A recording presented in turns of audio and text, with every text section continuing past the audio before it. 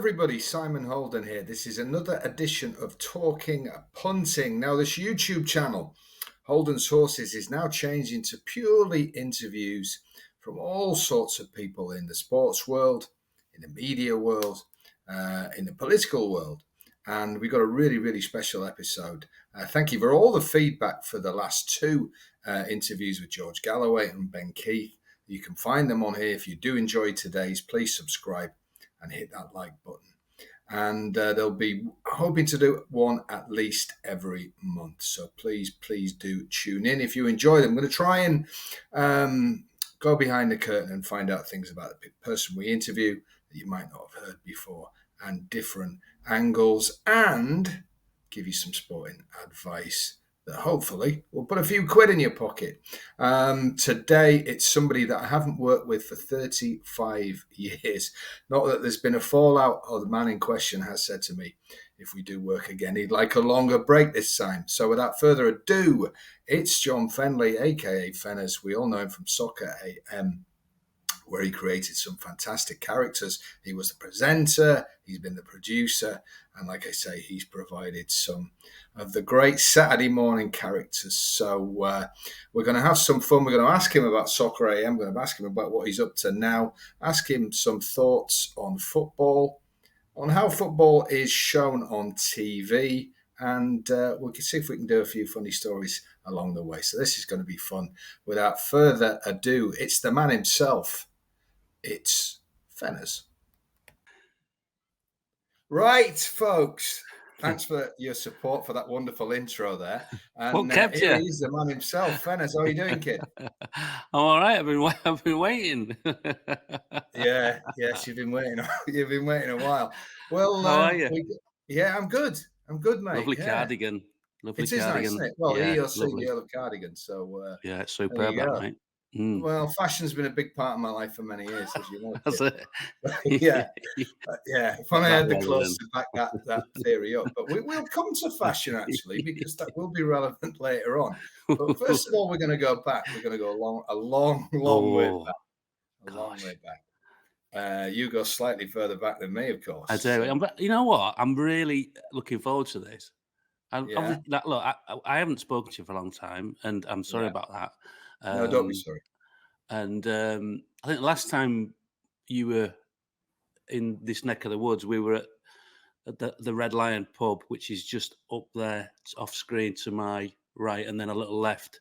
Do you remember that? I think it was a... Yeah, no, we were after. We came after that. Me and Greg came after the thing. Yeah, you also... Oh, no, did you? Yeah. Oh, I thought that was the last time. After, yeah. But no, that was the time before. Okay. So I've been at the show quite a few times over here. But we were in the Red Lion, yeah. A nice booze up that, me and Greg. That was a very good day. And then you played what can only be described as a rather lame prank on me, pretending to be Tony McCoy's agent. I played along with it. But very, very weak. Did I? Very, yeah. Oh, God, yeah. I used to be fun, honestly.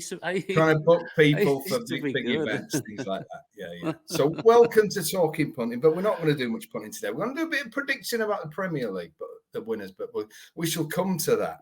Now, we grew up together, Fenners. In Scarborough. We did, didn't we? And we both did A-level English. Now, I think that your love of characters and language and writing and things was probably already there. Now, I the only reason I did A-level English is because I only got like 2 O-levels. The only way I could scrape in was like to allow me to do that. So when people go, oh, you wanted to do that, and then I went on to do a degree, it really was. There was only three boys in there, wasn't there? There was only 3 of us, me, you, and Dina. So it wasn't something that was like big at the time for 16-year-olds in Scarborough. No. So we were like pioneers, weren't we? We were pioneers of it. We were there before everyone else on the A-level English literature. But I failed all my.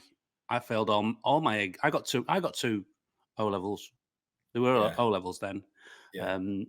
In English literature, that's all I got, and I did the foundation course. So because you're a year younger than me, aren't you? I'm indeed. School year younger. So that's why the serendipity really, because we had a good time, didn't we? We had a great time. We had a great time. we laughed. We had like we were like I know people probably believe it, but me and you, we were kind of best pals, weren't we? For quite a long period, and we just had such a laugh those 2 years. 2 of the best years of my life. They were just relentless, non-stop. I mean, like you just say you just say stuff now or message me stuff, and it just cracks me up. Yeah. Well, I mean, the thing was that I had a terrible issue with giggling at the time. Now, to just put this in context with people, so we were like, there's just three lads and a lot of girls, and 2 women who taught it separately. So 3 lessons one week with one, 2 with another, then they flipped it the other week. Your memory's ridiculous. How do you remember all this? Because this is what I do. Don't ask me what I did yesterday. I have no idea. But you asked me like details with that. So we were in a prefabricated room, sort of out of the main college. We had to walk there, and we were learning some pretty difficult texts. But can I just stop you one sec? Of course, you can. Yeah. Can I just? The dog's like scratching at the window. I don't know whether you leave this in because you let it. But I'm just. What be a sec? No, we'll leave it in.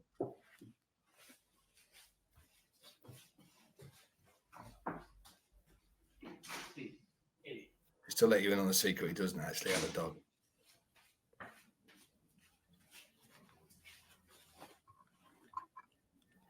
When I say the dog was scratching the window, it wasn't like Danny Glick, Salem's Lot, like floating in there. It was a door. It was a back door. Yeah. The dog was inside. It wasn't like 3 stories up. The dog was outside. Now the dog's inside. But anyway, apologies lovely for that. End as you were. Yeah, a pet anecdote.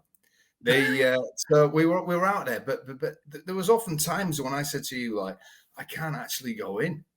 I can't make it from the area outside to the classroom. Such is the level of light. And you were like, no, you've got to go in. And then, of course, you just start reading these texts, just absolutely ludicrous.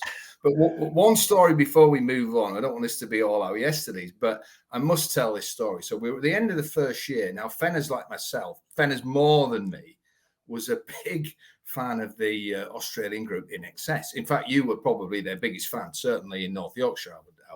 Yeah, absolutely. I would or top 3. No, I was. They had that one about ancient Greece. What was it? Listen like thieves, something like that. It's a big one of yours. But they had brought an album out called Kick, and suddenly they were a mainstream hit. Now they organised a tour. You're talking about NXT like people have never heard of them. There was this band, and it's like. Need You Tonight, that was the breakthrough, wasn't it? Need You Tonight was the breakthrough track for Inxs. I think that was their mainstream album. I think they were. Definitely Kick was their main. But I'm just. Yeah, but then you're right. They would have come into the zeitgeist at that point. Hopefully, the viewers will have heard of Inxs. Yeah, well, you'd be surprised. Wait till we get onto Midnight Oil Kid. They, exactly. They've got a story about them if you want to see. I've got a story about them. But this Commodore coach is a local coach firm who, if you're interested in betting odds, you were sort of even money to get there if you went with them. So they organised a trip. So it was the ultimate Jolly Boys outing. So like 45 of us had gone on this trip, unfortunately within term time. And there was a little bit of argy at the time about a mock exams not gone well, some issues with attendance. I don't know why we had poor attendance. We only did like 4 hours a week. But so there was an issue. So we've gone to now I've actually made a note of the date. It really is burned on my memory. June 27th, 1988. So we've gone to the thing. How do you actually remember that? You know what? Do you know what? This is the detective in me. It was the same day that Mike Tyson fought Michael Spinks because we all watched it when we got back. So obviously I've just looked that up. You see, that's why people pay the extra $5, kid. You know what I mean? That's why. So people are paying for this, though, yeah. Well, I wouldn't go that far. They're paying for an early finish if they've any sense. So we've gone there. We've got back like the early hours. And we sort of said, we better go in the morning. We've already missed one. So like, we'll go in. So we get in there, and the teacher was a woman called Wendy Smith, bit agitated at the start of the lesson. And she came over to where we were sat and said, missed yesterday's lesson yet again. And sorry, yeah. So she said to me, well, where were you? Again, I don't know where this honesty, I said before, Fenners, I've certainly blocked it out since, but I looked at her, I said, I was at a concert. All right. She said, I'm getting a bit fed up of this. See me at the end. Oh, great, whatever. I thought, well, at least, brothers in arms here. If I'm going down, he's going down with me. So she said, and where were you? Now, Fenners just said, I had an appointment. I thought, that's a bit fucking lame, isn't it? Ain't getting away with that. Anyway, next thing she's turned around. Oh, all right then. Just see me at the end to me. So at the time, this is 1988, the phrase "take one for the team" wasn't really in the lexicon, was it? But Fenners has said the sort of similar, sorry, kid, you're up for it, whatever. So I've gone to stand by her desk at the end, look round, he's walking out of the prefab, and on his back it says Inxs NEC 1988. So he's got the evidence on his body of his guilt, and she's completely missed it. So God. Yeah. So she says two things there. Go on. Yeah, go on. I have no recollection of that. Yeah, yes. Do you remember the show? Oh, absolutely. Yeah, I remember the show. But and B, like that, I would have lied. I suppose that's not really a lie, though, is it? I had an appointment. I had an appointment with Michael Hutchins. Michael Hutchins and the and the Farish brothers in and Gary Beers. Gary Beers. So you didn't lie. I take my hat off to you. So she's missed the evidence that was on him, and she said to me, I said, I'm sorry, whatever. She goes, oh no, I've had enough now. You're going to see the principal, who was a guy called Derek Mountford. Unfortunately, who we lost recently. Wonderful man. So I said, it's a bit OTT, isn't it? Really? Whatever. No, I'm fed up now. So we've gone out of the thing and we've walked down into the building in the corridor, and there was a main hall, and then there was a crush hall, a smaller thing up some steps, and on it was a table tennis table. So we walked. It was like Game of Thrones thing with a bell saying "Shay." So we walked down. I've just looked right, and there's about 25 lads playing. It was a hybrid of table tennis called Runaround, a fusion of table tennis. About 20 lads playing it. About 15 of them have got the same T-shirt. He's in the middle of it, running around playing as I do this walk of shame. Now, luckily for me, Derek Mountfield was in sort of reflective mood. And he's a massive Inxs fan as well. Yeah, he was. Yeah. In fact, he asked me, I've recorded anyway. So, he got a bootleg of Shabu Shabar. Yeah, he was actually listening to that when we went in, a version of hello, Simon. Media. Yeah. So he said to me, I said, well, I'm a big fan, Mr. Mountfield. I'm really sorry. I said, and I didn't know whether I have a chance to see him again. He was like, oh, no, I'm a big cultural fan, a big music man, Mr. Holden. But I contain myself to weekends and holidays, as must you from now on. Yeah, so I managed to get out of that. But that was a dreadful memory. And by the way, I was wearing just a standard tee at the time. So I wasn't even wearing the colours, and I copped for it. Fenners was away scot-free, playing run around with the lads while I was sat in the office. But after that, really, my academic career had tailed off, kid. Now, you, of course, went to York, where you followed on with your English and did sports science, I believe. Yeah, well, serves me right. I mean, you kind of what I like what you're doing there. You're dressing it up. I didn't go to York University. I went to the College of Ripon and York St John, which is affiliated to Leeds Uni, and I did the course. Now I think it's changed, but then it was called Human Movement Studies, Recreation and Dance. That's snappy, isn't it? Was that a t-shirt? But it was, and I did it with. It was a joint degree, so I did it with English Lit, and it was 4 years. It was an honours. It was an honour, but yeah, it was basically sports science, PE, and yeah, I had a great time. Met my wife there in the first month. Well, met her on the first day, but anyway, I don't need to go into that particularly. But yeah, I had 4 great years in York. Lived in York, stayed in York a little bit longer, and then never wanted to move to London. Never. Yeah. It was never in my plan. The thing was, Sam, I never really had a plan. No. Not through. I did, but I think. Sorry, I'm just going off on it a little bit. But in terms of what I went on, not what I went on to do in terms of my job, it was like when we were at sixth form, or prior to that, when you were at Scarborough, I was at Raincliffe and we were doing our work experience. If someone said to you, what do you want to do? What's your I would never have gone, oh, I want to be a TV, and I want to work on a football show as a producer, and then be a presenter and meet loads of footballers, and you'd just got, you'd have just got sort of laughed at, wouldn't you? I know people say that and they go back and tell those stories, those kind of cliche things, but you would. So you never thought, it never entered your head that, oh, I could go and do that, or I could go and do something that I really enjoy. So for work, what did you do for work experience when you were at Scarborough? Nothing, I think. I mean, Scarborough was so rough that in the 5th year, the official photograph was taken from the side as well as the front. It was absolutely like, so I never did any work experience. Of course, you went to Raincliffe. Some would say a school with even more challenges, but I mean, but at the time, I never did any. I went to Woodheads, the bakers, which was kind of like, does it still exist, Woodheads? It's kind of like, it was a forerunner to Greg's, I would say. I don't think so. I think it was swallowed up in the Greg's empire, maybe. Yeah. Oh, really? Okay. But yeah, I think whatever school you went to at the time, that was just the norm. So I've had people recently someone said to me about Raincliffe, oh, it was tough lads at Raincliffe. I was like, not here. But, and I don't know what Scarborough was like, but I think Scarborough was probably a bit stricter.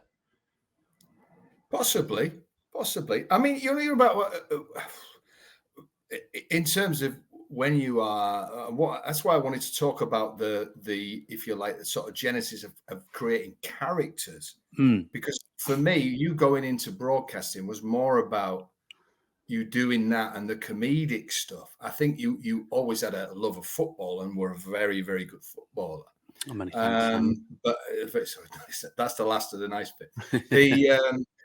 But the idea of developing like comedic characters, we can all sit there. I mean, I've said this in another interview where the betting people one, where I said I went to sixth form college, and it's the funniest 3 years ever. Yeah. And it was like going to a wisecrackers university. I went on my own. I went to a similar thing to Yorkshire John, but in Liverpool, and I got there and thought that everybody was going to be exactly the same as where I'd come from. And the first day was, I think it was like a series of videos about the college and what you did. And I sat with some people, never met any of them. I didn't particularly want to be there from day one, but it came on, and I said to this guy, some like, oh, what about, I said some like spin of this pathetic video. And he turned around and went, it's only a video about a library, mate. I was like, oh, okay. I'll move on then. but everybody thinks they go to a wisecracker college. Everybody says, oh, we were really funny. Our football team was really funny. I can only say that you look from the people who were there and how they've spun out into the world, and that they're still funny people. I mean, we're both in touch with many of them at season. They're very, very funny people. So you had to be quick, or you were lost in the circle of it. And I think that was a grounding, a training, much more than the academic sitting there doing A-level papers. For me, that was a grounding in learning about how to be around people, learning how to be funny, learning how to write, learning how to write about comedy. And I think you were able to take that. Knowing the people that were at York with you, I'm sure that continued for those 4 years there. Yeah. And grew, and then, you were ready when you got to Sky.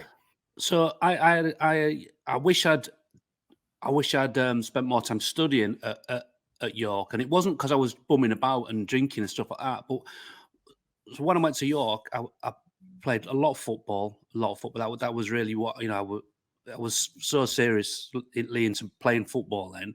So you'd play Wednesday, you'd play Saturday, you'd train Mondays, and Wednesdays were away trips to other colleges, and then on Saturday you play in the York and District League. But as well as playing football, obviously there was 4 years. So the fourth year football lads, they'd be like, "Oh, why don't you?" We all do this thing called the RIP review every year. Once it's a big review, it's a big fundraiser, and we all get involved in that. And we all do the musical productions as well. So they're all in the people went up for parts in the musical production, and then started playing in like just a band, because it's like, we've got rehearsal space, so we just go and I couldn't play. I just used to sort of sing, and then I learned to play the guitar as well.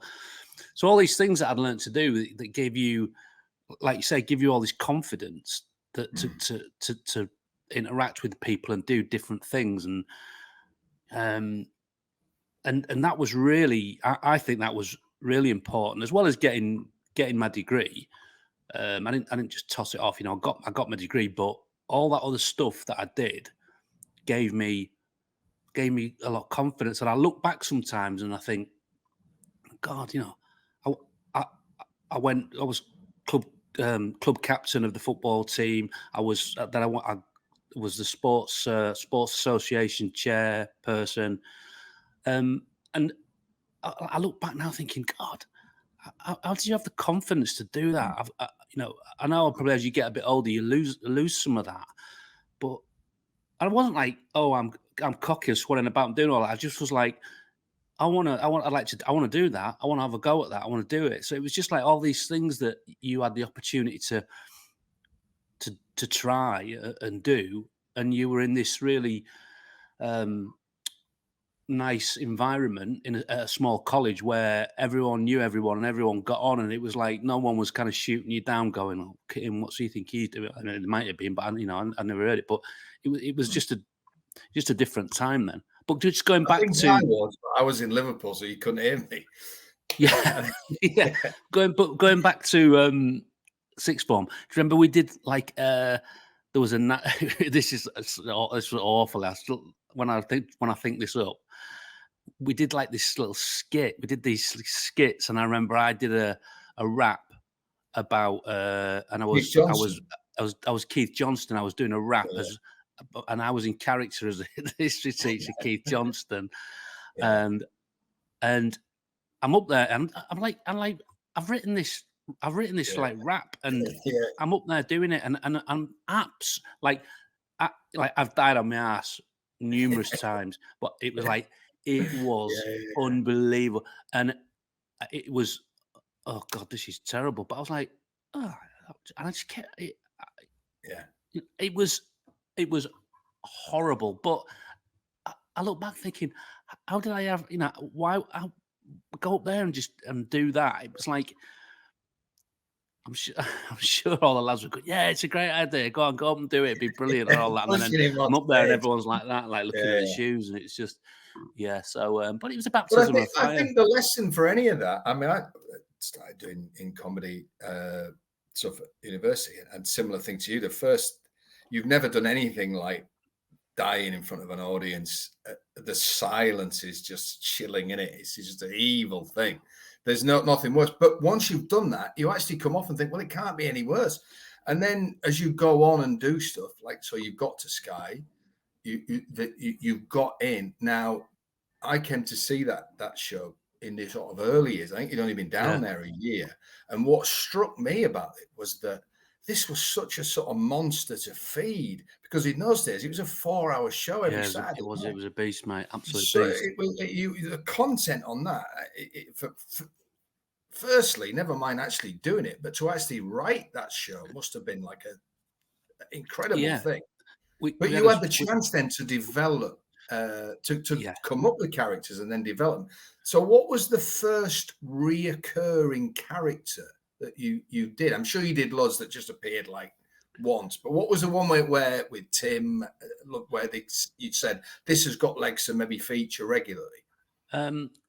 The first one, so I'll just go back. So the first time I came out so we used to do a thing called Soccer Locker, which was a quiz, and Tim would open up the locker and like cupboard door, and he'd pull out a clue. You had to guess a footballer, so it was 5 clues, and the first one would be, he'd pull it, go, okay, it's a radio. It's a radio. Ooh, what's that be? It's a radio. Well, okay, and then he'd pull out, it's a red jumper. It's a red, and then it'd be revealed, and then. For whatever reason, we thought, well, he said, well, why don't we start using sort of people to come out of the locker? So I came out and I think it was the first time that everyone had ever come out as a clue, as a person. And it was really basic. I was just a zookeeper, and I was just sweeping up, and I had like, that classic brown jacket, the brown jacket, thing and the cap, and it was just really basic. And that was the first time I ever came out, and I don't know, there's probably a couple of little gags in there and got a couple of little laughs. So then we started building up. So then we started doing, we'd come out as, who's in this locker here? Oh, it's the Swinging Scousers. I remember, and it used to be me and a guy called Holden, who were just basically like dancing, because it was around the time of the Austin Powers film.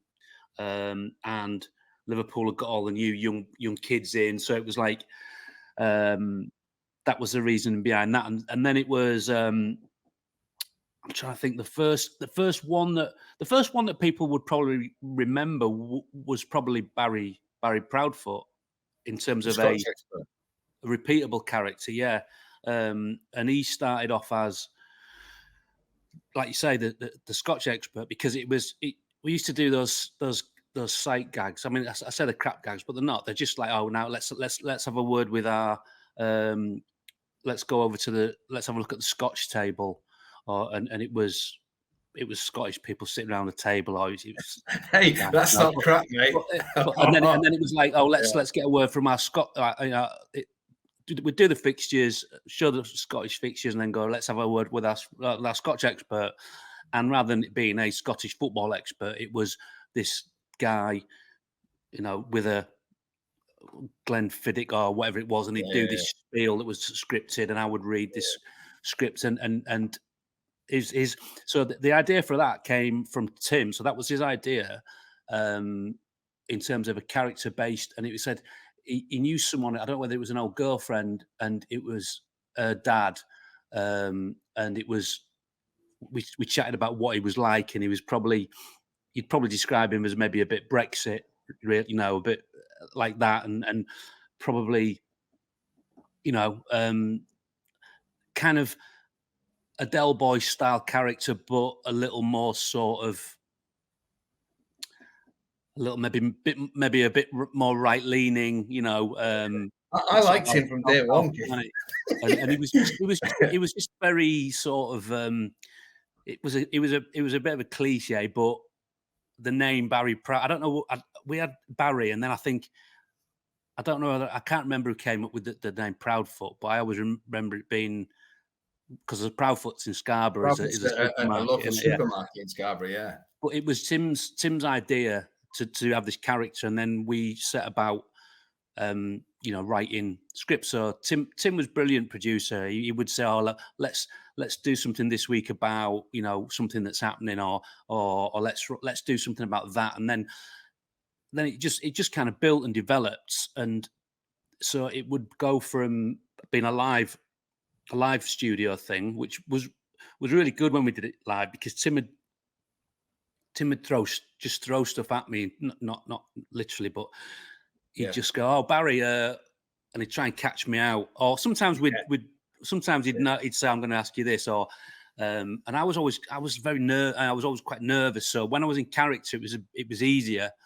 And there's one, if people see it on YouTube, and there was a story in the papers in that week where Chorley Wood had been, which is where Tim's from. Oh, you turned on him, didn't you?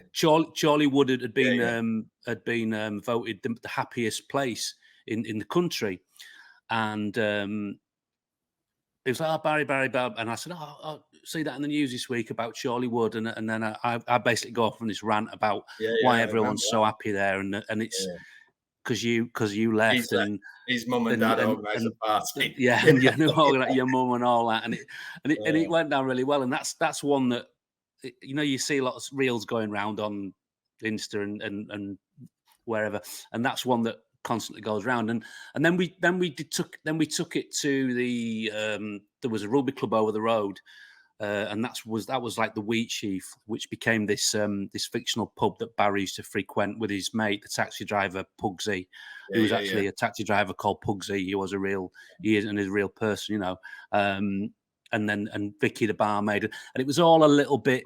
It was a bit Benny Hill, and it was very much sort of its time. And I look back at it now, and because people always go, "Oh, you should bring Barry back. You should bring Barry back. Do Barry." And I'm like, no, it's just really not a good idea. Not a good idea, because a lot of the stuff we did was just a bit.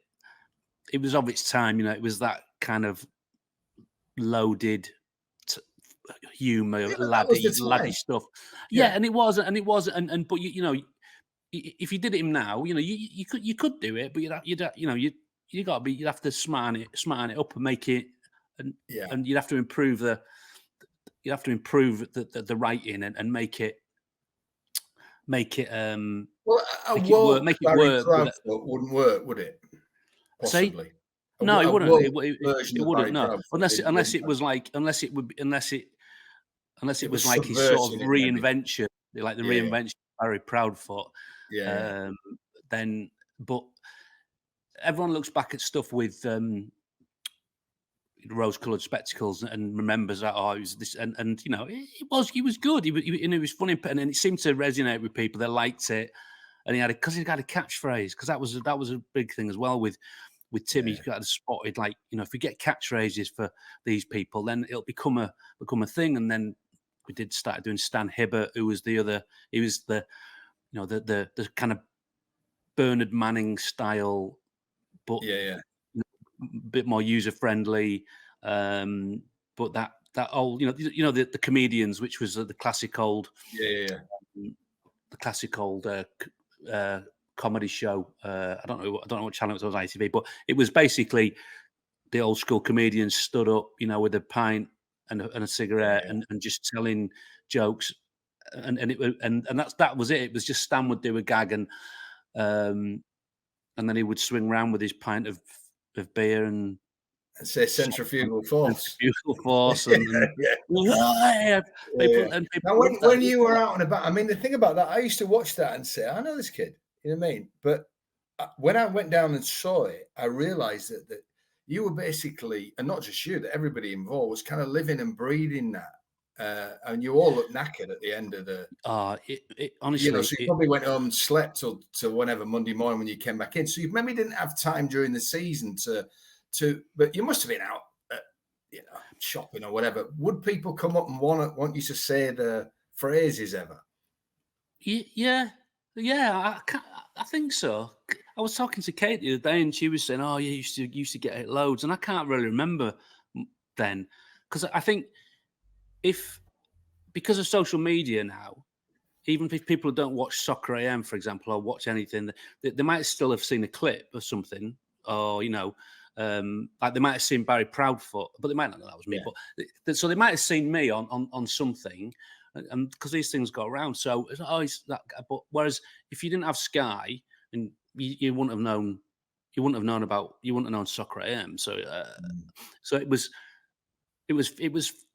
few and far between. If I went to football or I went to gigs, then there'd be a Soccer AM audience there would be those things. So but it was like you say, it was the whole. It wasn't like for the when the show was on, we were all running around doing all sorts of stuff, and it wasn't like we just turned up and did the sketch, and then it was like we did that, and then we'd go and do the lockers, and me and Sheephead had come out and when we started doing the lockers, when it moved on, and again that's when we'd started to learn how to write, and then me and Joe would come on and maybe do like Naturists or You know, the Aussie rules footballers. That was another one that does the rounds.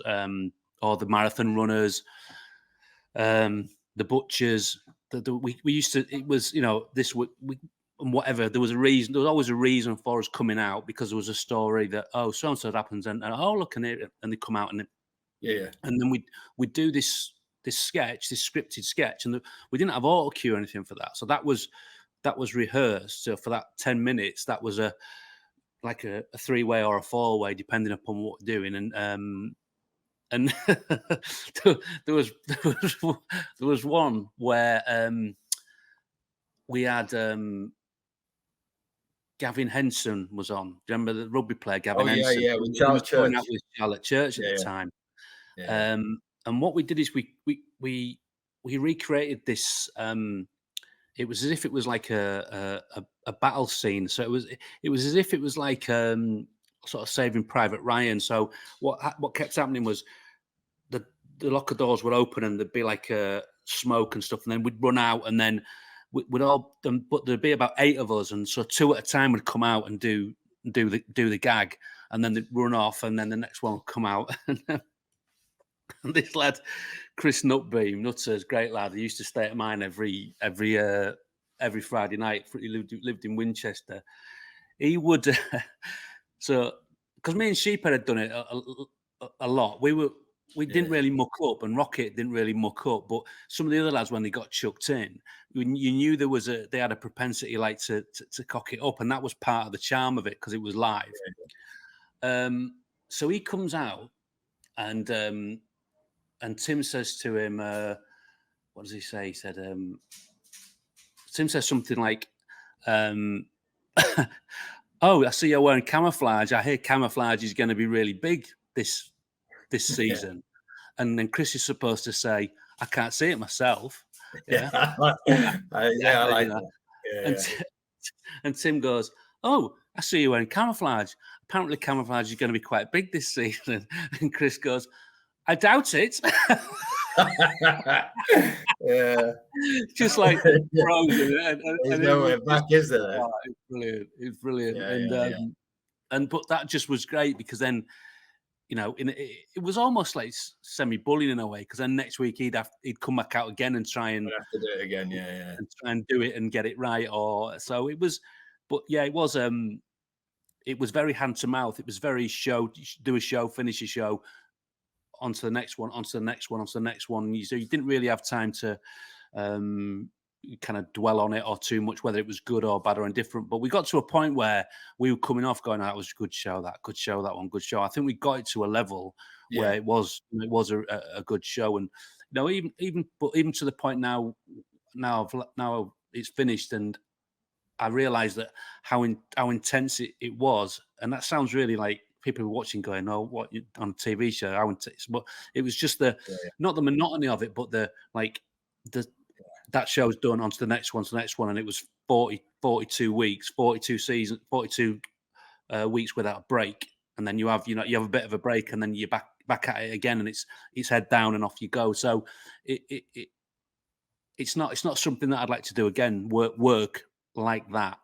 I like the way you realise when it's finished how much it's taken out of you. Oh yeah, and even if it was even when it was a 90-minute show. But we worked so hard in the week. You know, we worked so hard as such a small team, and we were, in the early days, there was like 3 or 4 of us doing a 4-hour show, and then we were doing the 4-hour show after that on the Sunday, like the roundup show, like sort of the precursor to Goals on Sunday. So it was it was pretty brutal. But I was working at Sky. You know, I was like, oh my God, I couldn't believe it. So. I was, and I like you said about learning and being thrown in the deep end, because we had a lot of time to fill. We had to, we were given, you were given opportunities to do stuff, to try stuff, and it wasn't like, oh, did you like there'd be bits that didn't work, but no one was bothered. Like viewers weren't bothered, or and you kind of learn how to do it. But by the end of the first time round, before we left, I think it was, we'd got it to a place where it was, it was a really good, a really good show. Really good show. So that I mean, first I always thought it was a good show. Sorry about that. No, sorry, but that first phase of your time there, and a group of you left and formed. I think you went to Channel 5 briefly, and then formed a B. Was it Channel B? Channel B, an early internet, where you did actually a lot more sketches that probably a lot of people haven't seen, which some of them were extremely good, and next level. And was it just maybe slightly too early in the internet years when you look back? Yeah, absolutely. That's it was. It was just as people were starting to, go onto like websites and watching stuff, but there was people didn't have smartphones, and it was just it was a good idea. It was a really good idea, and we were making. I mean, Tim didn't help us by saying our tagline is going to be Channel B original content every day. So it was like literally every day. Well, it was like every day. Can we just do every other day, maybe, or weekly? But it was like every day. So we when we feel like it, it was just a lot. But it was, you're right. So we would do things like classic gags, where there's one that's done millions of views, and it's Sheephead, where it's the little girls digging a hole in the back garden, and he goes, "Oh, what are you doing?" And he's going, burying my goldfish," and he goes, I can't remember how the gag goes. He goes, "Why? That's a big hole. Why are you digging such a big hole?" And she goes, "Because it's inside your fucking cat." That could have been white for. But she swears, so it's a bit. It's like, but it's gone. But that's gone. That keeps going viral. Like if you search that gag, you'll find it. But so it was classic gags, but we were just putting a bit of production into them. We'll come to when you went back, because you were back at Sky, but you were doing the fantasy football show, weren't you, with Paul Merson, which you did for quite a few years, I think. Yeah, so when I first went back, I did a show called Take It Like a Fan, where I was going around to grounds, going round and really, it was a really cheap to make program. 1 day shooting, 1 camera, and we did the whole thing ourselves. Me and Tom, a guy called Tom Oliver, we did the whole thing in terms of sorting everything out, sorting out the fans, writing all the questions.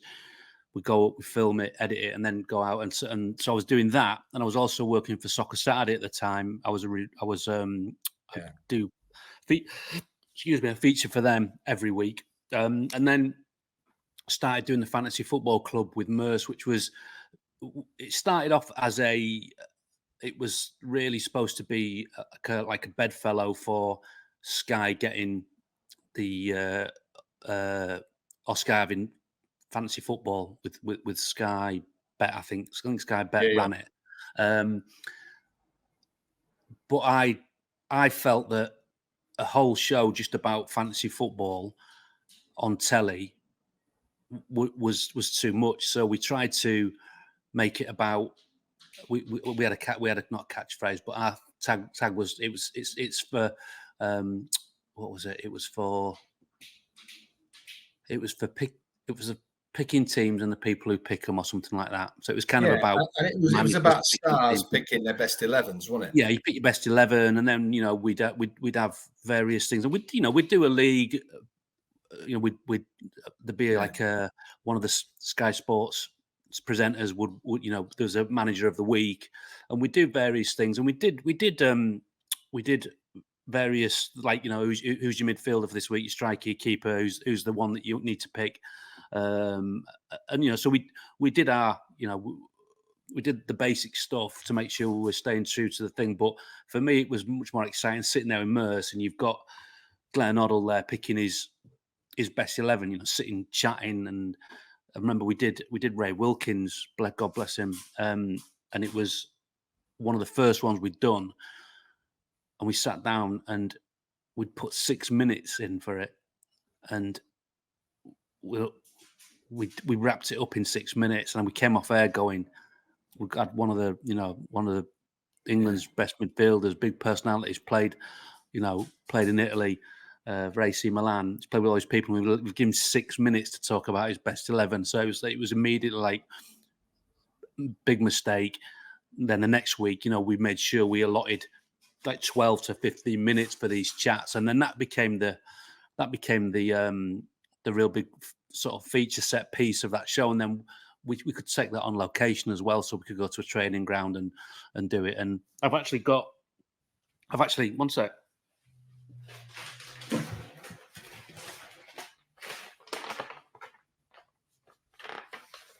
So I've actually got a load of them here. Bizarrely, I've got a load of them that. Oh yeah. So that's actually Jeff Hurst's team. All right. And he's picked his top 11. So the rule was it had to be not of the best of their era. It had to be people they played with. Yeah. So it would be either players you played with or you played against. What's a really nice touch about this size? He hasn't put himself in the team. He put Jimmy Greaves in. That age-old discussion. Yeah, which is a lovely touch, I thought. But so that's, and he signed it there, as you can see. So it was great because then you had that lovely piece of memorabilia as well, which you nicked. I nicked it. Yeah, so I've got them all. So we'd do two, and then one, we could give one to charity or. But yeah, it was. Is that the dog?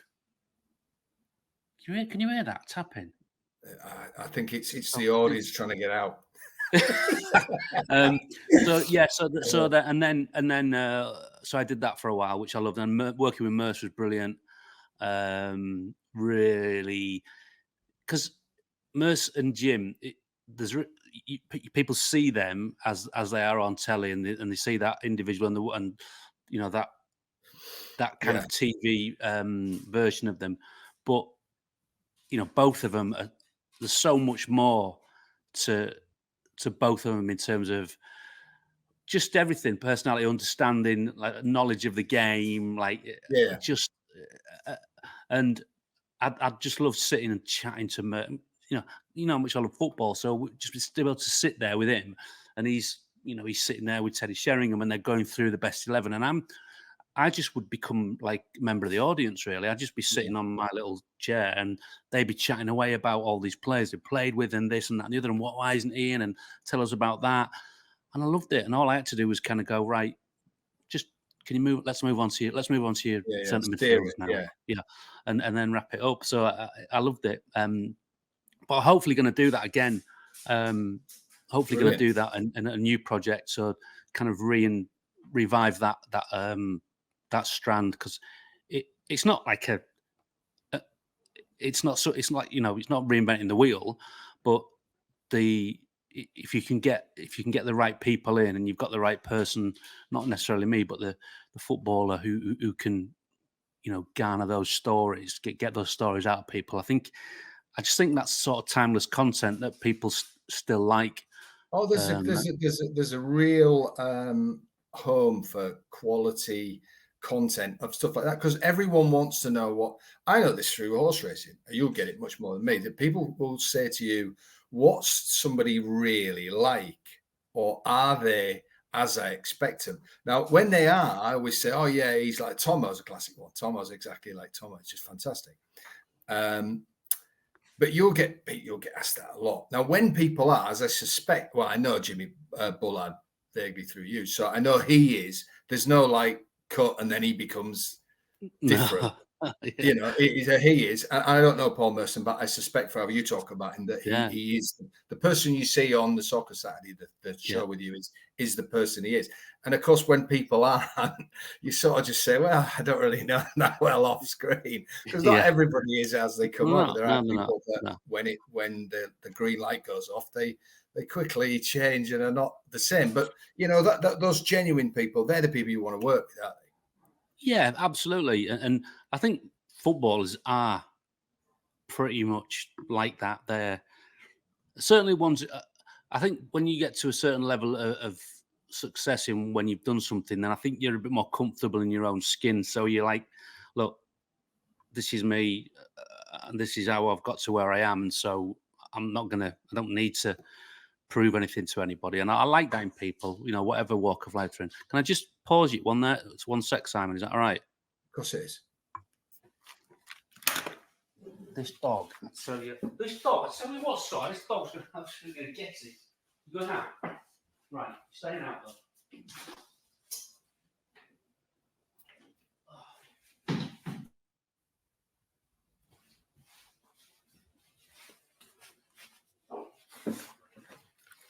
Right, I do apologise. We'll pause for 3, and then or Night Owl John, my editor, will kill me for that. So we'll just pause for 3. Yeah, well, I suppose that's what people like, the genuine ones who want to work with, aren't they? So absolutely, that clears that up. Now we've done that show, and it's good to hear that it might be coming back. But you then go back to Soccer AM. Now, of course, the greatest saying in work, in any line of work, is never go back in it. And you'll have had a lot of people telling you that. You'll have had that in your ear. But there must have been, you almost felt you had some unfinished business there. Yeah, I was, as soon as I'd left Sky, and I've said this before, I think Channel B was brilliant and it could have been absolutely massive. But I realised I wanted to work in football. I realised that that's why I'd come down to London, and that I just loved being a part of that. And I really immediately missed Sky within like a couple of weeks. And I was very unsure as to whether I would ever get back there. So when Channel B wrapped up, I started, making some inquiries and seeing if, I burnt my bridges. So, and I managed to get back in. And so, but I was always watching Soccer AM, and I was always looking at it going, I missed it. And, you think, God, it'd be amazing if I could, get back there. And then even though I was working on these other shows, I still never felt that I was going to get the opportunity to do it. I just felt that I was back there and that was going on, and I was concentrating on other things. And I was happy doing what I was doing. And but then the opportunity came up and the conversation happened, and as soon as I knew it was going to be a possibility and then a reality, then it was really exciting. It was really exciting, and producing and presenting one of the biggest TV shows in the country was massive, but I never took it for granted, and I was always a producer. I was always a producer first and foremost, and was aware of that. And it took me a while on a Saturday to kind of delegate and hand the reins over to the producer on the show and the crew and the team, and let myself just present it, because I felt, I'm not a really show busy type presenter, so I have to put on a little bit of just big myself up a little bit before I go on, to give myself that bit of confidence to do it. And I found if I was in my own head thinking about the production, or if something hadn't happened, or where was that, or what's going on there, those things you do when you're on the floor sort of producing, when there's other presenters, then that's different. But I needed to let that go on show day, and I learned how to do it. Whether it made me a better presenter or not, I don't know. And people are always like, oh, you just got to be yourself when you're presenting, because you have a lot of doubts, insecurities. Sometimes I'd wake up on a Saturday thinking, I don't want to do it, I can't do it. Other days I'd walk in and thinking, oh, I can't wait to get out there and do it and have a real good laugh. And doing it with Jim was such a great. I had such a great time with Jim, and we're doing the podcast now together, and I just love being with him and chatting, and he's just got great energy, and we generally are mates. Sorry, I had some chicken egg feel young and some chili chips a bit earlier, so Just repeating. Indigestion can be an issue at these times.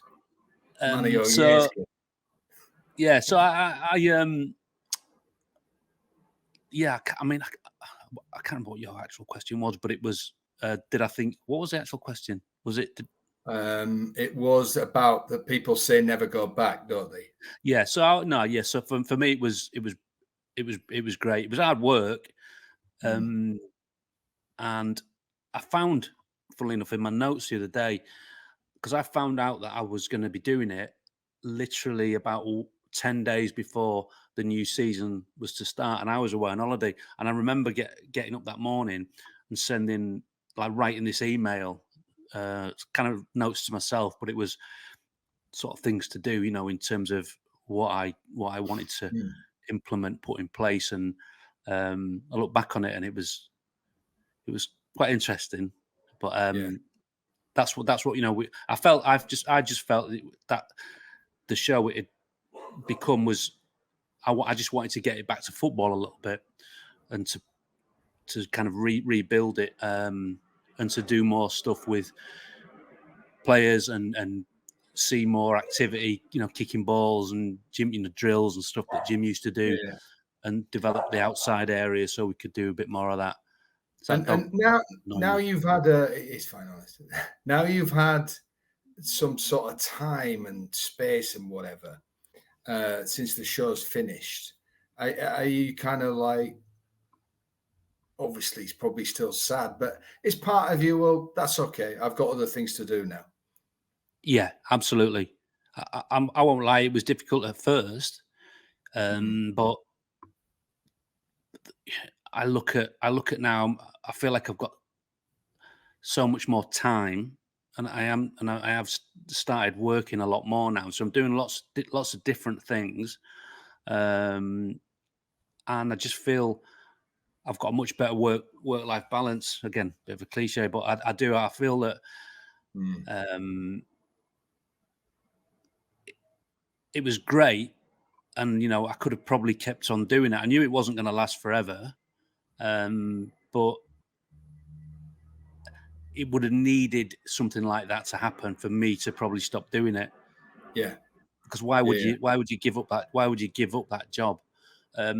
So it's probably taken me a while to get it out of my system, and really understand that when I start working full time and getting into a rhythm with something, it's going to be different. It's going to be a different way of working, because that was a kind of an anomaly, really, in terms of the way we did that show, and the way in which we all worked with a small team. So and I have said to people on new projects, I think, look, this is how I used to work, and I wouldn't do that again. If we're going to make a series of programs, and I'm not going to make 40, we'll do what everyone else does. We'll do 10, and then we'll we'll have a break, and then we'll do another series. Or but during that break, I can be working on something else. So it's just,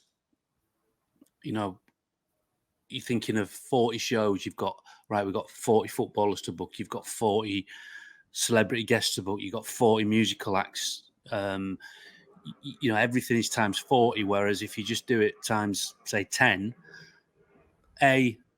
it's easier, because the end's always in sight from the start. And B, it means that you can you can really hone in on the quality of the guests that you're getting on as well. So that's what I'm hopefully going to be doing with this new project that I'm going to be involved in. And I'd love to tell you everything about it, but I can sort of just hint at it, which is going to be a platform with lots of different content, that the sort of stuff that we're talking about, but football and music and sport and lifestyle and fashion and all the things that I'm into, and you're into to a lesser or greater extent, and cardigans. No, yeah, cardigans. There's definitely a feature on cardigans, definitely, mate. And so, because I do think that there is a bit of a, not just because Soccer End finished, but I think there's a gap for that kind of content, that kind of considered stuff that's not 100 miles an hour, and it's not always confrontational, like who's better than him and why he's crap and he needs to go and all that sort of stuff. And there's enough negativity going on in the world without me, whoever, making more of that. I want to sit there and talk about. Yeah, that's my job. yeah. I want to sit there and talk about boots and kits and how to score goals and all the lovely stuff. I want to do. I've got an idea for a boxing show.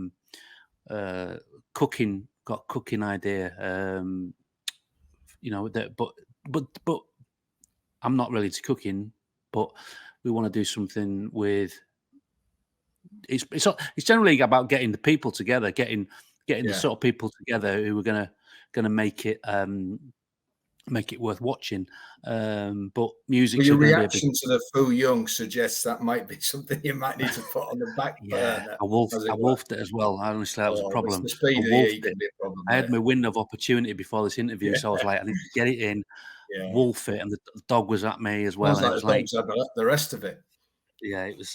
Now we're going to put a link to FC Bullard. So just tell us a little bit about what people can click in, what they can expect, how often it's on. There's a clue in the name about who might be on with you, obviously. But there were a lot of there's a lot of legal to and froing about the name. I'll be honest with you. So FC Bullard is the basic premise is it's myself and Jimmy, and we are creating a football club from scratch. Now, at the moment, obviously, it's an online football club. The club doesn't actually exist, so really, it's a vehicle for us at the moment to say, right, here's a list of everything we need to do to build our own football club. So we need a ground. We need a ground. So then we'll talk to people about people who build stadiums, and we'll need a scout to scout players. So we'll get a scout in, and we're going to need a kit man. So we basically get people in and interview them, and we sort of, under the guise of we're interviewing you for a role, for an actual job. Yeah. But it's just sort of a chat. So we did the one with Mark White, the Docking Wanderers manager, who literally did this in real life. Took his local side, Dorking, and took them all the way up to one league below the Football League. An incredible amount of promotions within a really short space of time. Really, I don't know if you know Mark, but really engaging character. Really, such a positive person. The way he speaks, so passionate about the project. So we got him in and asked him all these questions about what the do's and don'ts of starting your own football club, and that was great. So and we chat about football as well. The great thing about it is that me and Jim can just have a natter and go off on a bit of a tangent. We could never do that on Soccer M because it was a live show. Everything is formatted and produced, and it was like, it's very hard, especially when you're bringing guests in and stuff. So, we have really good chats about all kinds of things, and just about him as well, because he's got such a rich backstory, and he's played at all these great clubs, and he's got so many great stories. But he's got a really great understanding of the game side, about the way the game's played, and his sort of philosophy, and he managed a bit at Leatherhead. And his stories about growing up, he's just no different to me and you in the way that he loved football, and it's just that he was gifted, and he was really driven, and his dad really pushed him as well. Really, really, really fascinating, and we try and touch on all that sort of stuff as well. Like yesterday, we had a sports psychologist in. Dan Abrahams, he's called. He's written a couple of books, and he's been doing it he was a pro golfer, but he's been a psychologist for golfers. He's worked with Eddie Jones at England. He's worked with a load of Premier League managers, and he's just been out at Feyenoord with Arne Slot. He was there last year with Arne Slot, and they won the Eredivisie in the Dutch Cup. So it was really great just chatting, because Jimmy Jimmy's really bought into the psychology side of it, because so much of Jimmy's performance was dependent upon his psychological state when he went onto the pitch and how he was feeling about himself. More about feel and sensation and all that sort of stuff. So yeah, it's just an opportunity to talk to loads of different people with the kind of, but rather than it just being chat, there is a kind of a reason generally why we have people on and they become part of the football club. And we're gonna have a kit soon, and which will be on sale. Yeah, that'd be nice to get a few quid in, because you don't make much money on your podcast, do you, Si? Well, you've got to have the right sponsors, kid, and I'm sure you're working on that in the background. I don't know about the right ones. We'll take any at the minute. Yeah, exactly. Yeah. No, he's doing. Well, seems to be doing well. It's went to number one, and it's sort of it's fluctuating in and around the top 10s. Not that I'm too concerned about that, but it's great, and I love it. I love it. Right, we'll have a link for that under the video. Now, are you still doing the life jacket stuff? Oh, can I just say as well? Sorry, it's just on. It's on YouTube now. It's on YouTube as well. FC Bullard. Right. Well, we'll put both links up. Yeah, because it wasn't, and we were getting a lot of people saying, "Why can't we watch this?" Because people like to watch their podcasts as well. So it'll be on Spotify as an audio version, and it'll be on YouTube as well. And Life Jacket is it's going to be part of the new project that I am going to be involved in. So quick sort of bullet point. Life Jacket is I like clothes, and have always been into clothes, and collect a lot of secondhand clothes, and found out there's a big community of people who buy and sell and swap and talk about these things. And when I was going through a few sort of mental health issues, I really kind of found a lot of solace in a lot of that stuff. So I really started honed in on it, and kind of it became a real, like a little sort of safe haven for me to be in that world, and to add to my collection and build my collection up. And so I want to make content, because I feel like, in the way I was saying before, that there's a lot of people who are into collecting, and they're into clothes. Everyone's into clothes in some way, shape, or form, on a sliding scale. So it's chatting to people about clothes and collections, and they'll be talking to famous people about it. So, for example, I've did an interview with Noel Gallagher talking about him growing up and the sort of stuff he used to wear, and where he used to get his money from as a kid, and where he would shop, and then moving on to then Adidas saying they'll make a trainer for you. And he was like, he made, it was a really good quote actually. He said, when Adidas asked me if I wanted, if they would like me to make a trainer for me, like based on me, if they would like to make a trainer, I'm trying to think of what the wording is. You'd probably edit this bit out. So I'll just wait till that plane goes past. I'll just wait till that plane goes past. And it's a funny name for a trainer. I'll do me 1, 2, 3. Yeah. Yeah. So I did an interview with Noel Gallagher for Life Jacket, we talked about him growing up, and the sort of stuff he used to find and buy, and where when he didn't have money, where he'd get his clothes from and stuff, up to the point where Adidas were making a shoe for him, and Adidas asked him, "Would you like us to make a shoe for you?" And he sort of went, when Adidas asked if they want to make a shoe for me, it was like the Beatles asking if do you want to do a B-side for us? Yeah, and he was like, yeah, but no, kind of, because I don't want to mess it up. And to just I found a jacket that he wore at Nebworth in '96. This orange Boss jacket that there's famous pictures of him, and I managed to track that that one, not that exact one, but one, you know, exactly the same as it. And, you know, we got it out and we talked about it. So, so it's just, again, it's stuff that for me, I would like to watch. I'm interested. And I think the way I generally sort of have worked is think, if I like that and I'd like to see that, then I think that there'll be like other people who will want to see it as well. So, that's kind of where I'm going with. So I wanted, so it's going to be content, it's going to be events, and in the distant future, I'd love to do some product. I'd like to, you know, make design some stuff. And it sounds a bit far fetched and like, well, you know, what do you know about making clothes? And the answer is absolutely nothing. But I'm interested in it, and I'd get a real thrill from seeing something that I'd had an idea for and see it through to you know, to put, you know, having it in a shop. But I'd like to document that as well. So turn that into content as well. So it's kind of an ambitious idea and it's an ambitious project, and it's not going to happen anytime soon in terms of, you know, that side of it. But in terms of the content, then that's stuff that I'm already working on, and I'm really pleased with it. So yeah, life jacket, keep an eye out for it,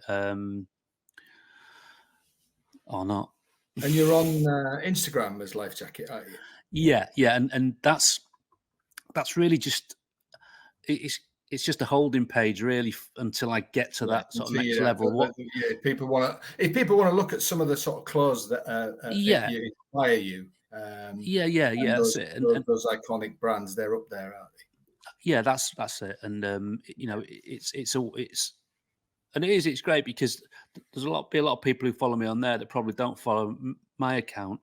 And as I say, I met a load of great people and met them in real life as well. So I've met someone like lads in Italy and people who've they've ended up coming down to the show, lads from all over the country.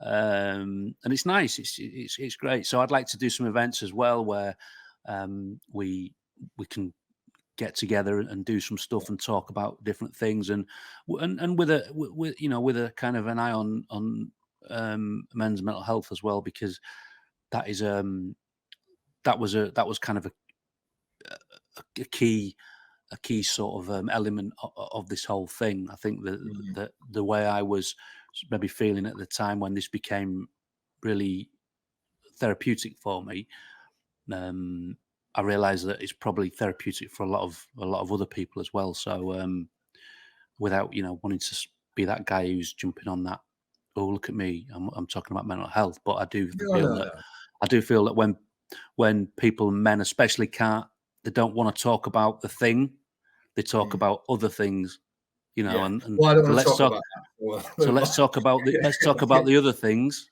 and that'll do for now, you know. And then we might get to talking about the thing. So I think there's, you know, I know there's a lot of people like that. So no, for a good point. Well, we'll come full circle. It's now been sort of, our story began with that wonderful Inxs, who nobody will have ever heard of, story. That's 38 years ago. Yeah. I wonder, you know, there was no internet. I mean, I don't want to be too old man about it, but there was so many things in our world, daily life now, that just weren't there. But that's what happened at the time. But I wonder if we look back at it, would we somehow have thought we might end up doing something like this? It would have been a nice thought, wasn't it? Oh yeah. I always felt that I didn't want to. I couldn't have just not settled, because that sounds disrespectful to someone who does you know, a different sort of job. For me, I just felt I wasn't gonna do something that I didn't really want to do. And not because that was not me going, oh, well, I'm not doing that. It was just because I know that I wouldn't have coped with it. I wouldn't have been able to do something that I didn't get up and think, oh, I'm really looking forward to doing it and going in, or at least have a job where I'm not getting up thinking I've got to go to work, you know. Fortunately, and I've not really had had that since I started doing what I'm doing, and I have done other stuff before that, and I knew that I don't want to do this. So I was quite old before I got a break at. Not got a break because I didn't bum around, but I was drifting really till I went to Euro '96 as a volunteer at Ellen Road in the media centre, and that kind of flicked a switch, thinking, oh, could I maybe do this? I like it. I sort of understand it, and that really sort of cemented my thinking that I could go and do it. But yeah, if we'd sat in that English literature class, then I mean, satellite TV wasn't a thing, was it? No, I think it happened in our second year. I think the birth of Sky exploded in that from my second year with the I think it launched with the Frank Bruno fight, and then football followed on. Mike Tyson fight. So no, it wasn't a thing. I mean, I always say to people, I think, when they say, well, I want to do this, or I want to get into horse racing, I say, well, you have to actually start somewhere. But that first starting somewhere is going to be probably 10 steps from where you want to be. But you've got to think that first step, however menial, however, like you talked about work experience, things like that, however menial or frustrating it is still one of the 10 steps.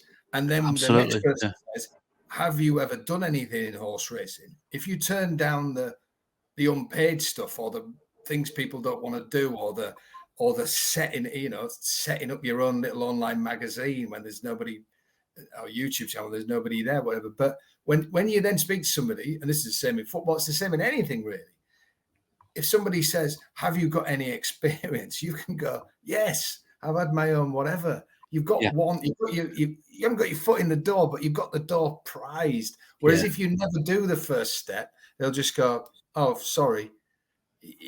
Try and do something that you want to do and work where you want to do, but try and make it something that pays well, or be prepared to do something alongside it. And for me, when I got work experience at Sky, like I felt, so I felt, oh my God, I felt like I'd made it. I felt, it wasn't like, right, this is I was like, I'm here. And then when they offered me a job, because something had come up, so again, it was serendipity. Someone an opportunity just came up, because I hadn't gone thinking I'm going to go work at Soccer AM. I'd just gone to Sky, and I was just shadowing some guys on the Premier League stuff. So I was going round to a game, and then in the trucks and seeing how everything worked and all that. So I could have ended up working on live football, as a doing replays, or as a graphics, or as a becoming a producer. And then, but when I actually got, they said, there's a role as a junior, I wasn't thinking, right, this is my foot in to get to where I was like, I'm here. And that was for me was always enough. And it was like, I've got this, I'm in. It's like, I could not believe it. Couldn't believe how lucky I was, how grateful I was to get in there. And so it was that opportunity to learn so much, and so, as I say, very hand to mouth, and sink or swim, and get on with it. And it was really hard, but it was like so much in those first few years, because I didn't have any experience. I didn't have any real understanding of television and how it worked. The procedures, like the intricacies of everything, and that's just basic TV. That's before you start thinking about writing characters and scripts and being creative and all that sort of stuff. So it was like you say, going back, for me, it was always, but I'm so glad that I had a bit at that time, because money was never a thing. Now then, for me, money was never. It's not now. I mean, it's like only a few years ago did you get to a point where you've like, you know, you're not like comfortable. I would never, you know, I never feel like, oh, I'm comfortable or anything like that, you know.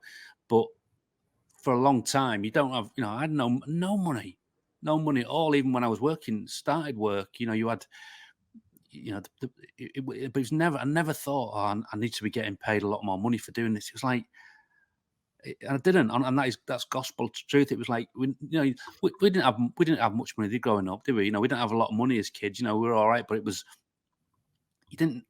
The lives that we led, living in Scarborough, you know, our existence, you didn't need to have a load of money, did you? You know, we didn't have cars. We'd go to the cask and we'd have a few pints, and but it was quite a simple like existence one. I mean, it was amazing. It was just such, they are like those years for me are such fond memories, and then going to college, had a little bit of a wobble in you know, around 89, back end of 89, but up to, you know, then it was such brilliant times, Yeah, fantastic, and it's been great to look back, and you're in great form, kid, and I think lots of exciting times ahead. And if we're right and we time this and stage it, about 2056, we'll see where you are now. And you know, the things I'm wearing now will now be the classics of that era, won't they? So look, you know, that's style. You can't buy style. Style never goes out of fashion. Style never goes out of fashion. You can't buy class. Class is like the clap. You've either got it or you haven't. Well, and maybe that's why that alarm went off. But yeah, so thanks, kid, and I shall see you very soon, I hope. Oh, we are. We done, are we? We will. I mean, we've done an hour and a half. I mean, we could go. It's not a 24-hour football marathon, kid. That was good, wasn't it? Yeah. See that. There'll be so much stuff. There's so much stuff that you'll remember, and I won't remember. We should do another one. Well, there's a lot of reasons not to do a lot of those anecdotes, because it's just going to be me going, do you remember when we went to so and so and that bloke, and you go, no, I don't remember that. It kind of ruins it as all our yesterdays. No, but I do when you jog my memory, then I do remember. I do remember. I'll just finish with one. There was. We went to a party. I think it was me and a good friend of yours, a friend of mine I haven't seen for a long time, but Darren White. He took us to a party, and there was a guy there who knew that he did characters and stuff like that. Sounds very David Brent when I say that. Fenners did characters and I did gags. I also did gags and he did characters. Where was the party? Where was it? It was off Fallsgrave somewhere. So I even remember where it fucking was. And he said, "Oh, this guy who wants to talk, you know, of a word and stuff." And he said, "Oh, I do impressions." It was like, "Oh, okay then." So I said to him, like, "Well, let's hear a few then." But they were just dreadful. But all he did was that classic thing. And you a great mimic. I'm not blowing smoke. You are a great mimic. But he just said, so Ronald Reagan was the American president. That's how long this is. And he was like, "Oh, my fellow Americans." And then he stopped and went, "Who's that then?" And I said, like, "Oh, it's obviously like Ronald Reagan." And he was like, "Oh, it was good, wasn't it?" And then he did a few others. So almost to the point where he said, "Oh, I'll do one now." And then said, "My name's Michael Caine," or whatever. And we had to say, Michael Caine. But they're just dreadful. But these things were happening every day. And he actually said there was some show or something that they did at the spa or whatever, like a talent thing. And he sort of at the end said, like, am I ready? I think you need a little bit more work. I said, what I'd say to you is that try not having the catchphrase. So when you do Michael Caine, don't say my name's Michaal Caine. You know, she was only 8 years old. Don't say that. Just do the thing you've said for like Ronald Reagan, but say like to people, this is what Michael Caine would be. You know, move it. And he was like, "No, I can't do it." So that was just one memory. Like we came on as a world's worst impressionist, and that was a gag that ran and ran. But See, again, like I have no recollection of that. Yeah. Darren White, He'll remember.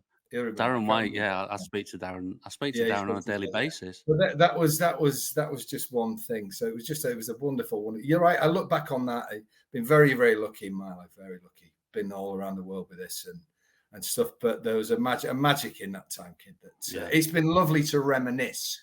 Oh, it's been wonderful. It's been great. So good luck with all this stuff, mate. If people want to get involved, the Talking Punting will be back. They're going to be a monthly interview. If not, I'll try one for every 4 weeks. So, and then underneath here, we'll have a link to FC Bullard and any Instagrams and things. So you can see what Fenners is up to now. So thanks for your time, kid. Possibly next time, secure the dog. Sorry about that. Yeah, look, people like that stuff. They like all that. They do like it. And I must warn everybody watching this now that if Night Owl John, who I've got to do the intro and the graphics, asks for any more money for editing, then people are going to enjoy the segment where you go to the door on 3 occasions. So just freeze it up. So if you don't see the bit where he goes to the door, you'll know that Night Owl John didn't ask for more Norton's coin. If he does, there's an excellent element where he goes to the door and we sort of reset. I think it'll be part of the charm as people. I think it should be. I think. Yeah, I don't want it to come out now. I think it's one of the highlights of the piece, if I'm honest. But will you have me back on? Of course I will. Yeah. Yeah, because I feel like I've not asked you much, and I know it's obviously that's because you're interviewing me. Well, come on, you're. I feel like anytime. Because we're mates, I feel like I need to, come back at you a bit more and find out a little more about you. I've told you many times, anytime you're passing, keep passing. So of course you can come back on, kid. Yeah, we'll do another one. Get this project underway, and we'll do one for the launch of it. Okay, and we'll mention it briefly, and then we'll make that one all about me. All right, sounds good. So great. So I'll be back to the Talking Punting. There's Fenners. Check all the stuff out. FC Bullard. He's the man. Many a Saturday morning character. We've gone through some info about how all that was developed, and I think it's been good. I did say about the Premier League very briefly. Arsenal will win, and we're not going to tell you who's going to go down. But if you're a fan of Forest, I think it might be a long year for you. But apart from that, enjoy, stay safe, and keep positive. That's our phrase, Fenners. Is it? Yeah, love it. Big love, mate. Great to speak to you and to see you again. Thanks, and let's get down to the Red Lions shortly. Yes, definitely. I'm on my way now. That's probably for last days, but never mind. One's better than none, they always say.